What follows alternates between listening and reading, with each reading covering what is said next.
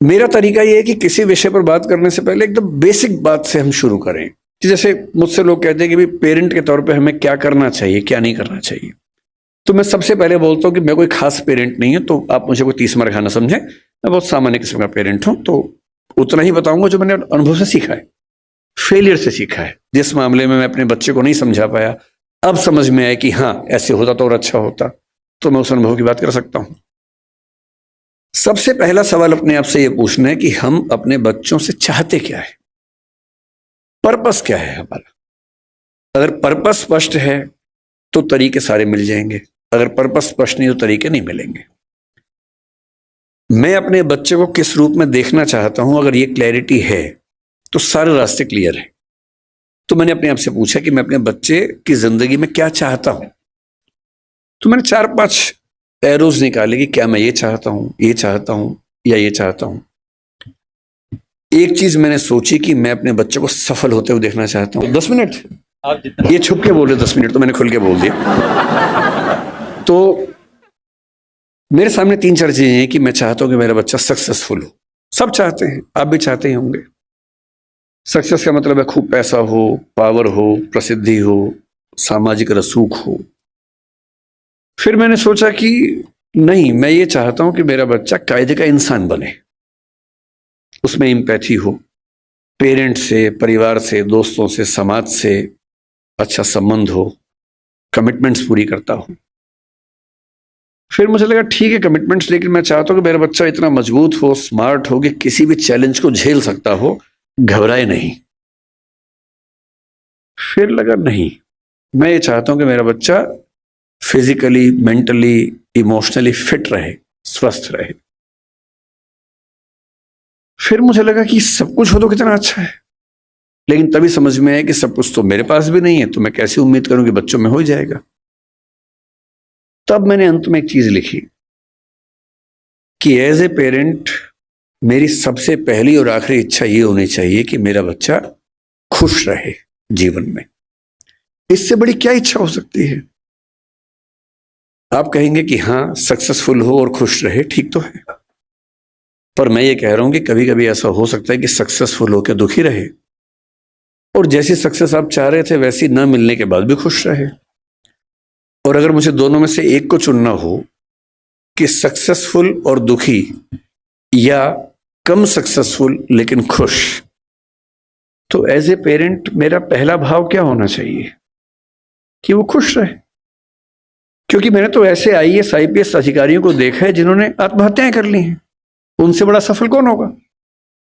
मैंने ऐसे बड़े बड़े टाइकून्स को देखा है बिजनेस की दुनिया के, जो खुश नहीं है, जिनसे बात करो तो लगभग रोते रहते हैं रात दिन, लेकिन टाइकून्स हैं, बहुत अमीर लोग हैं। तो मैं ऐसा क्यों चाहूं कि मेरा बच्चा ऐसा हो।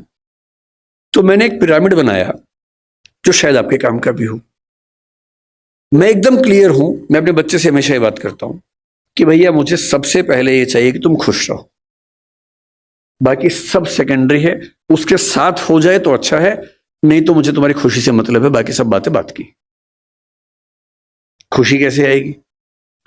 खुशी इस बात से आएगी कि मैं उसके ऊपर अपनी इच्छाएं थोपूं नहीं, समझाऊं, परसुएट करूं। अगर मुझे लगता है कि वो गलत रास्ते में, तो मैं समझाऊं कि बेटा ये रास्ता गलत है, रीजन बताऊं, डिस्क्राइब करूं, उसे सही रास्ते पर लाऊं, समझ जाएगा। क्यों नहीं समझेगा बच्चा। पर मैं अपनी जिद में उसके ऊपर उसका करियर इंपोज करूं, नहीं तुम्हें यही करना होगा, तुम्हें इससे ही शादी करनी होगी, तुम्हें ऐसे ही जीवन जीना होगा। तो मैं ऐसे कई लोगों को जानता हूं जो बहुत सफल हैं और अपने माता पिता से, स्पेशली अपने पिता से नफरत करते हैं। नफरत बहुत भारी शब्द है, लेकिन वो नफरत ही करते हैं। वो कहते हैं कि मेरे पिता ने मुझे जबरदस्ती ये विषय दिलवाया, इंजीनियरिंग करवा दी, मेरी इच्छा नहीं थी। मेरे पापा ने मुझे जबरदस्ती आईएएस का एग्जाम दिलवाया, मेरी इच्छा एकदम नहीं थी, मेरी इच्छा सिंगर बनने की थी। क्योंकि मैं पढ़ने में ठीक था, मैं बन भी गया सिविल सर्वेंट। मैं सिविल सर्वेंट हूं, मैं नौकरी कर रहा हूं ठीक से, पर मुझे मजा नहीं आता है, मैं रोज दुखी होता हूं। और आज भी मेरे पिताजी मुझे कहते हैं, उसने कहा कि मेरे पिताजी मुझे रोज धमकी देते थे कि अगर ये काम नहीं किया तो मैं सुसाइड कर लूंगा। ये कर दो वरना मैं ये कर दूंगा, ये कर दो वरना मैं वो कर दूंगा। और हमारा पूरा परिवार उनके खौफ में जिंदगी जीता रहा। हम सब सफल हैं उनके दबाव की वजह से। पर 3 दिन पहले मेरे पापा ने फिर, ये बात 10 साल पहले की कर रहा हूं मैं, 3 दिन पहले मेरे पापा ने मुझे फोन किया मेरी शादी के लिए।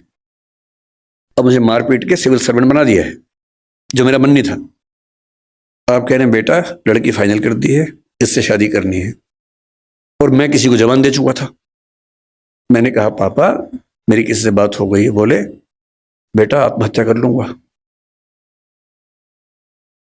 और उसने कहा कि आज मेरे मन में पहली बार आया कि बोलूं कि कर लो। मैं रोज करूं इससे अच्छा आप एक बार कर लो।